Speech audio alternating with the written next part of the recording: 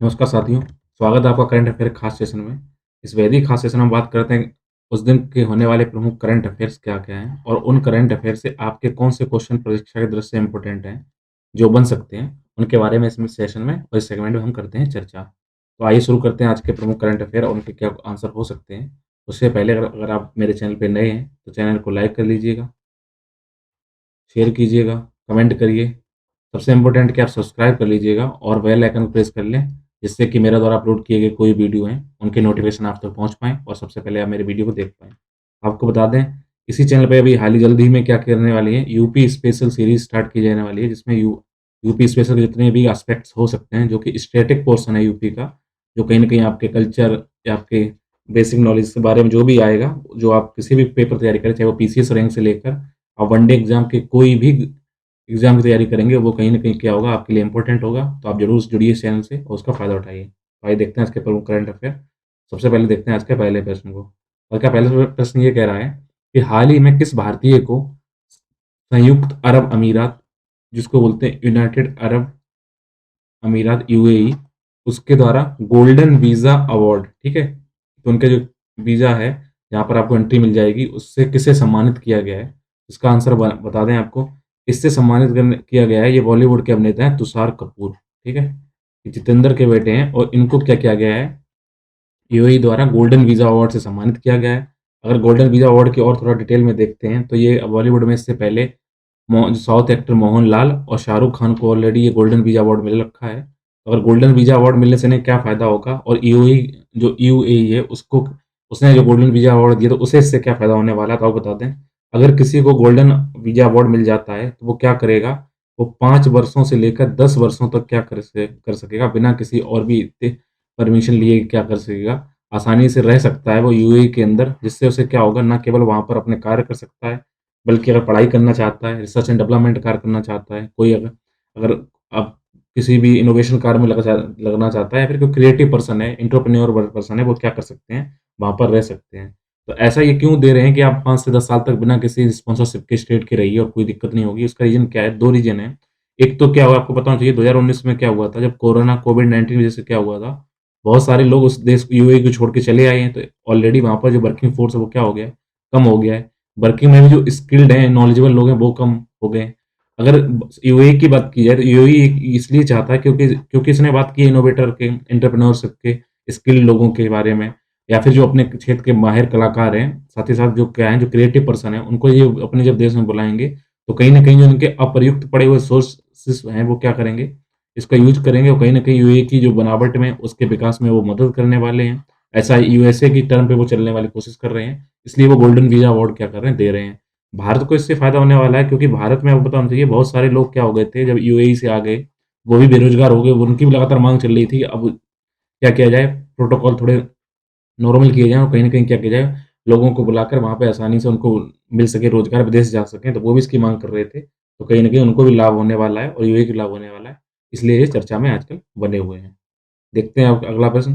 अगला प्रश्न ये है कि भारत में राष्ट्रीय गणित दिवस अर्थात नेशनल मैथमेटिशियन डे कब मनाया जाता है? तो इसका आंसर आपको बता दें, भारत में राष्ट्रीय गणित दिवस जो मनाया जाता है, वो मनाया जाता है हर साल 22 दिसंबर को, ठीक है? तो भारतीय राष्ट्रीय गणित दिवस को हर साल 22 दिसंबर को मनाया जाता है। तो 22 दिसंबर को ही क्यों मनाया जाता है? क्योंकि इस दिन भारत के महान गणितज्ञ जो हैं श्रीनिवास रामानुज, तो भारत में जो श्रीनिवास रामानुज हैं, उनका ये बर्थडे होता है 22 दिसंबर को और इस वर्ष उनके बर्थडे की 134वीं वर्षगांठ थी। इस उपलक्ष्य में मनाया गया था, भारतीय राष्ट्रीय गणित दिवस के रूप में इसको मनाया गया था। आपको बता दें, रामानुज को इसलिए याद किया जाता है, क्योंकि वो उनका जीवन काल सिर्फ़ 33 वर्ष रहा है और 33 वर्ष की अल्प आयु में भी क्या हुए हैं, इस दुनिया को त्याग चुके थे। लेकिन उससे पहले उन्होंने क्या किया, लगभग 3900, आप देखिए कितनी, 3900 मैथमेटिशियन पज़ल का, न्यूमेरिकल्स का कॉम्बिनेशन का इन्होंने क्या किया, कहीं न कहीं रिसर्च किया है और उनको पब्लिश कराया है। और आपको बता दें, इन्होंने सिर्फ़ 11 वर्ष की आयु में, आपको बता दें, इन्होंने ट्रिग्नोमेट्री पे महारत हासिल कर ली थी। 11 से 12 वर्ष की उम्र में इन्होंने क्या किया था, ट्रिग्नोमेट्री पे महारत हासिल कर ली थी, जिसको आजकल आप 11th-12th क्लास में पढ़ते हैं। वो इन्होंने सिर्फ़ 11-12 वर्ष की उम्र में हासिल कर ली। इनका पहला जो पेपर पब्लिश हुआ था, वो 1914 के अंदर इन्होंने भारत में अपना रिसर्च पेपर पब्लिश किया था मैथमेटिशियन के अलावा। अगर हम बात करें, इन्होंने अपनी आगे की पढ़ाई जारी करने के लिए उन्हें इंग्लैंड गए और इंग्लैंड में इन्होंने जिसके अंडर पढ़ाई की थी वो थे हार्डी। हार्डी में हार्डी ने इनके अंदर कुछ अनोखे लक्षण देखे जो उनके साथ दिया। आपको बता दें, हार्डी और रामानुजन मिलके हार्डी रामानुजन एक नंबर दिया था जो नंबर है 1729। इन्होंने क्या बताया था, 1729 सबसे छोटा ऐसा नंबर है जिसको क्या किया जा सकता है, 2 नंबर के क्यूब के कॉम्बिनेशन में उसके सम के रूप में 2 तरीके से रखा जा सकता है। इसलिए इनको जाना जाता है। आपको बता दें, इन्हीं को लेकर 2015 में एक मूवी बनी है जिसका नाम है the man who no infinity. ठीक है? तो the man who no infinity इनके ऊपर एक मूवी बन चुकी है, तो काफ़ी आप समझ सकते हैं, काफ़ी वो गणित के क्षेत्र में इन्होंने काफ़ी महारत हासिल की हुई है और हमारे देश के लिए काफ़ी ये एक अच्छी प्रेरणा के स्रोत रहे हैं, इसलिए इनको इनके जन्मदिन को राष्ट्रीय गणित दिवस के रूप में मनाया जाता है। अगला प्रश्न ये है कि फ्लेक्सिबल फ्यूल व्हीकल्स क्या हैं? तो आपको बता दें, इस टाइम पे हमारे देश के जो सड़क परिवहन राज्य मंत्री हैं नितिन गडकरी जी, वो काफ़ी फॉरवर्ड तरीके से 4G स्पीड से अपना सारा काम कर रहे हैं। 4G या 5G कहिए, क्योंकि आपको पता चाहिए देश में जिस हिसाब से आपके रोडवेज़ और हाईवेज़ बने जा रहे हैं, वो कहीं न कहीं नई-नई मंत्रालय के अंतर्गत कार्य कर रहे हैं। तो उन्हीं ने बार-बार घोषणा वो पीछे वो जोर देते रहे हैं कि अब क्या किया जाए, फ्लेक्सिबल फ्यूल व्हीकल्स के ऊपर हमें अप्रोच करना चाहिए। तो उन्होंने जितने भी कार निर्माता हैं या फिर जितने भी जो मोटरसाइकिल के निर्माता हैं, उन सबसे इन्होंने रिक्वेस्ट की है, फिर आदेश भी दिए हैं, कहीं न कहीं रिक्वेस्ट आदेश ही होता है मंत्रालय का, कि आप क्या करिए, ऐसे इंजनों का निर्माण करिए जो फ्लेक्सिबल फ्यूल व्हीकल्स हो सकें। तो आपको बताते हैं फ्लेक्सिबल फ्यूल व्हीकल्स क्या होते हैं। ये प्रेज़ेंट टाइम में जितने वाहन होते हैं, चाहे वो आपके कार के हों या फिर आपके मोटरसाइकिल के हों, उसके अंदर क्या किया जाता है, आपको पता चलिए अभी तो केवल पेट्रोल का यूज़ करते हैं। तो इन्होंने क्या किया है कि इसमें इथेनॉल के साथ-साथ या फिर तो आप क्या मिला दीजिए उसमें जाके गैसोलीन मिला दीजिए, ठीक है? या फिर इथोलाइन में क्या करिए, गैसोलीन ना मिलाइए तो क्या करिए, डोप्ड पेट्रोल मिलाइए और कहीं न कहीं क्या करिए जिससे क्या हो, ये इंजन दोनों पे कार्य कर सके। इनकी हो सकता है इथेनॉल के साथ इनकी जो आपका जो लेवल है, जो उनके मिश्रण के जो 10-20% ये जो क्षमता है वो ऊपर-नीचे हो सकती है, लेकिन क्या करिए, ऐसे इंजन बनाइए जो ना केवल पेट्रोल पे चल सकें, बल्कि जो इथेनॉल के साथ गैसोलीन मिला के या डोप्ड पेट्रोल है उसको मिला के क्या जा सके, इसको अगर यूज़ किया जा सके तो कहीं न कहीं ये फ़ायदा होने वाला है, ना केवल देश का बल्कि लोगों का भी। और इसमें इन्होंने ये भी आग्रह किया है कि इन जितने भी आप इंजन बनाओगे वो सारे क्या होंगे, BS6 जो मानक आपने बनाए हैं, जहाँ पे सल्फर का बहुत ही कम उत्सर्जन होता है, वहाँ पे प्रोडक्शन और सॉरी कम निकलती है वाहनों से, तो वो क्या किया जाए, उसको भी ध्यान में रखा जाए। ऐसी इन्होंने बात की, इसलिए ध्यान रखना फ्लेक्सिबल फ्यूल व्हीकल्स वो हैं, जो प्रेज़ेंट टाइम के जो व्हीकल्स हैं उन्हीं को मॉडिफ़ाई करके, उनके इंजनों को मॉडिफ़ाई करके, आप उसमें इथेनॉल के साथ गैसोलीन और डोप्ड पेट्रोल के विभिन्न श्रेणी क्रम मिलाकर क्या कर सकते हैं, उसको यूज़ कर सकते हैं। अगर हम आपको बता दें इसके साथ-साथ इसमें इन्होंने क्या फ़ायदा क्या है इससे? इससे कहीं न कहीं क्या होगा, जो आपका जो आप लगातार कार्बन एमिशन हो रहा है उसमें कहीं न कहीं क्या होगी, कमी आएगी। साथ-साथ स्वच्छ पर्यावरण बनेगा और हम क्या करेंगे, लगभग अपने ही देश में 84% तक इसका उत्पादन कर सकते हैं, क्योंकि आपको बताना चाहिए इथेनॉल जिससे बनता है वो या तो होता है मक्का से बनता है, मक्का के अलावा ये गेहूँ से बनता है या फिर अन्य जितने बीज होते हैं, सीड्स होते हैं, उनसे इसको बनाया जाता है। वो हम अपने देश में अच्छे से उत्पादन कर लेते हैं, तो इनको हम क्या कर सकेंगे, आसानी से यूज़ कर सकेंगे। बस इसमें दिक्कत क्या आ रही है कि जो जो ये फ्यूल बनेगा वो थोड़ा महँगा होगा, तो इसको थोड़ी लोगों के एक्सेप्टेबल की सबसे बड़ी दिक्कत है। दूसरा क्या है, इंजन के अंदर थोड़ा और डेवलप करना पड़ेगा, थोड़े वाहन हो सकते हैं। इंजन में डेवलपमेंट करने से क्या हो सकता है, वाहन क्या हो सकते हैं, महँगे हो सकते हैं। तो कहीं न कहीं लोग इसको अस्वीकार कर दें। इसके अलावा इनकी कार्य क्षमता पर भी अभी थोड़े डाउट हैं। अगर वो सारे क्लियर कर लिए जाते हैं, तो कहीं न कहीं क्या होगा, इन फ्यूचर में हम इसको आसानी से यूज़ कर पाएँगे। देखते हैं आज के अगले प्रश्न को। अगला प्रश्न क्या कह रहा है कि पीएन पनिकर किस लिए जाने जाते हैं? तो पीएन पनिकर या पेनिकर इनको कहते हैं, कभी-कभी पेनकर भी इनका नाम है, ठीक? पीएन पेनिकर, ये किस लिए प्रसिद्ध हैं? आपसे डायरेक्ट कभी क्वेश्चन आ जाता है कि कोई नाम पूछ लिया जाता है, किस खेल से संबंधित है, किससे संबंधित हैं? तो आपको बता दें, पीएन पेनिकर हैं, इनका जन्म भारत के केरल राज्य के अंतर्गत हुआ है और इन्हें केरल के राज्य में द फादर ऑफ लाइब्रेरी के नाम से जाना जाता है, ठीक है? तो इनको वहाँ पे जाना जाता है फादर ऑफ लाइब्रेरी, क्योंकि इन्होंने क्या किया, बहुत सारी लाइब्रेरियाँ खोली हैं और लोगों को शिक्षित करने का कार्य किया है। तो इन्हें पुस्तकालय का पिता कहा जाता है। ये चर्चा में इसलिए आए हैं क्योंकि अभी हाल ही में हमारे देश के राष्ट्रपति श्री रामनाथ कोविंद जी ने क्या किया है, केरल की राजधानी तिरुवनंतपुरम में जाकर पीएन पेनिकर जी की क्या किया है, प्रतिमा का अनावरण किया है। आपको बता दें, इनके जो मृत्यु दिवस है या डेथ एनिवर्सरी इनकी कब है? इनकी डेथ एनिवर्सरी हुई है 19 जून को, इनकी डेथ एनिवर्सरी हुई है। तो 19 जून 1996 को क्या हुआ था, केरल सरकार ने इनके जो जिस दिन इनकी मौत हुई थी, उस दिवस को इन्होंने क्या बोला था, वहाँ पर केरल में रीडिंग डे के नाम से लगातार इनको वहाँ पे मनाते हैं। कि केरल राज्य क्या करता है, 19 जून को 1996 से इनके मृत्यु दिवस पर रीडिंग डे के नाम से इनको मनाता है, इनको श्रद्धांजलि देने के लिए। और इनकी श्रद्धांजलि को, उनके कारणों को और महत्व तब मिल गई जब हमारे देश के प्रधानमंत्री नरेंद्र मोदी जी ने वर्ष 2017 में आकर क्या किया, 19 जून को केरल रीडिंग डे ना मनाकर सीधा क्या कर दिया, इसको नेशनल रीडिंग डे में कन्वर्ट कर दिया। तो इनके महत्वता, उनके कार्यों को और कार्य मिला। आपको बता दें, इन्होंने न केवल अपने लोगों को पढ़ाई करने के लिए लाइब्रेरी की स्थापना की, बल्कि इन्होंने क्या किया है, केरल का एक राज्य है त्रावणकोर, अगर आपने नाम सुना हो, आज़ादी के टाइम पे ये बहुत चर्चा में रहा था। तो त्रावणकोर में क्या किया गया था, 1945 के अंदर यहाँ पर इनके द्वारा लाइब्रेरी एसोसिएशन की स्थापना की गई थी। लाइब्रेरी एसोसिएशन की स्थापना करके इन्होंने क्या किया, 47 जो ग्रामीण समुदाय थे, जो 47 गाँव थे, उसमें कहीं न कहीं क्या किया गया था, लाइब्रेरी को बनाया गया था। और इसके साथ इन्होंने क्या किया था, उसमें पुस्तकालय शामिल किए गए थे और इन्होंने वहाँ पर एक ही स्लोगन दिया था, रीड एंड ग्रो।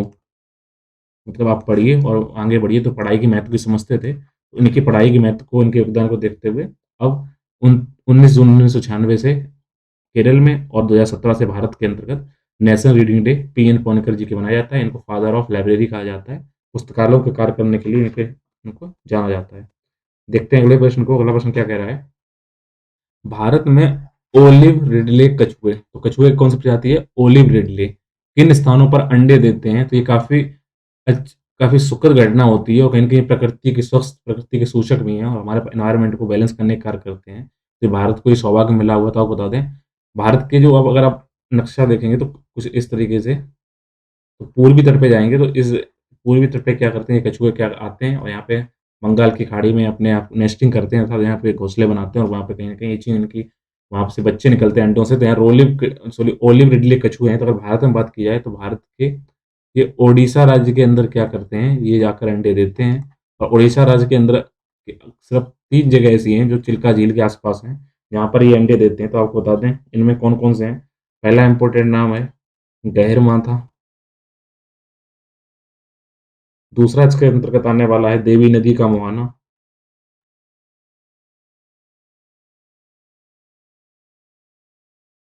और तीसरा जहाँ पे एक देते हैं वो है रसकुल्ला, ठीक है? रसकुल्ला के पास ये क्या करते हैं, वहाँ पे जाके अंडे देते हैं और अंडे देने के जब ये काफ़ी आकार में छोटे-छोटे होते हैं और जब अंडे देते हैं तो हज़ारों संख्या में यहाँ पर अंडे होते हैं। तो हज़ारों संख्या में ये नेस्टिंग का कार्य करते हैं। उसको बोला जाता है अरबिडा, ठीक है?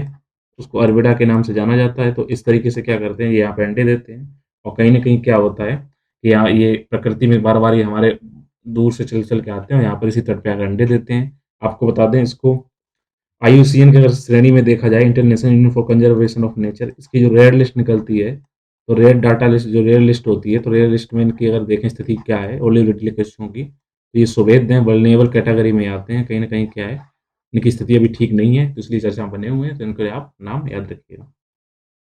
अगला प्रश्न आज का देखते हैं। यूनाइटेड नेशंस सिक्योरिटी काउंसिल का रिज़ोल्यूशन 2615 या संकल्प 2615 किससे संबंधित है, आपको बता दें। जब भी यूनाइटेड नेशन सिक्योरिटी काउंसिल में कोई वैश्विक महत्व की चर्चा की जाती है, तो उसमें रिज़ोल्यूशन पास किए जाते हैं। उनके नंबर होते हैं, तो इसी नंबर पे 2615, जिसको 2615 के नाम से जाना जाता है। ये किससे संबंधित है, आपको बता दें कि अभी हाल ही में क्या हुआ है, अफ़गानिस्तान में जिसका कब्ज़ा हुआ है वो कौन है, वो तालिबानी है, ठीक है? तो तालिबानियों ने क्या किया है, अफ़गानिस्तान पे कब्ज़ा कर लिया है।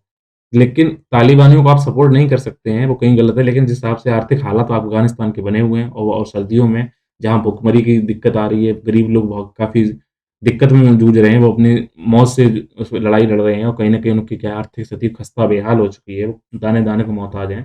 तो यूनाइटेड नेशन सिक्योरिटी काउंसिल के जितने सदस्य देश हैं, उन्होंने ये आह्वान किया है कि आप क्या करिए, मानवता को ध्यान रखिए, तालिबान जो होगा बना रहेगा, तो मानवता को बढ़ावा देने, मानवता का ध्यान रखते हुए अब ये क्या इन्होंने ये रेज़ोल्यूशन पास किया कि आप तालिबान को रुपया दीजिए, रुपया सेंसर मतलब उनको अलॉट कीजिए और कहीं न कहीं क्या होगा, जो रुपए अलॉट होंगे, तो तालिबान उन रुपयों का यूज़ कहाँ पे करे, जो अफ़गानिस्तान के मानवीय कल्याण के लिए किया जाए, उनके भोजन के लिए, लोगों के रहने के लिए, उनकी आर्थिक स्थिति बहाली के लिए, रोज़गार के लिए वो कार्य करेंगे। तो इसलिए अब तालिबान को टारगेट नहीं किया गया है, मतलब तालिबान तो जो है तो है, लेकिन क्योंकि वो देश का अब कब्ज़ा मालिक है, तो अब तालिबान के द्वारा क्या किया जा रहा है, अफ़गानिस्तान लोगों की सहायता देने के लिए, मानवता को बढ़ावा देने के लिए, मानवीय कल्याण के लिए संकल्प 2615 पारित किया गया, जिससे क्या हो, अब वहाँ पर क्या हो सके, आर्थिक मदद दी जा सके तालिबान के अंदर, तालिबान द्वारा अफ़गानिस्तान के अंदर।